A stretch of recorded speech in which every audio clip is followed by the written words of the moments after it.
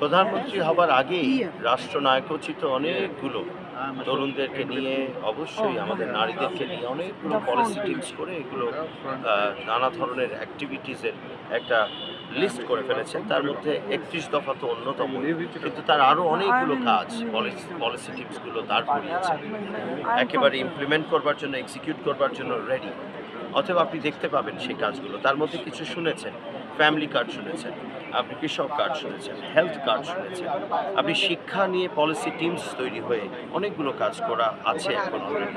এবং যখনই এবং সাধারণ মানুষ, মূলত ৯৫% মেহনতি শ্রমজীবী যে বাংলাদেশের মানুষ, তাদেরকে নিয়েই আগামী সরকার কাজ করবে। অর্থাৎ তাদের দুঃখ, তাদের কষ্টগুলোকে কিভাবে সমূলে উৎপাটন করব, অর্থাৎ নির্মূল করব, সেটার জন্যই জনাব তারেক রহমানের নেতৃত্বে আমাদের যে ৩০০ আসন, সেখানে আমরা তার হাতকে শক্তিশালী করে বাংলা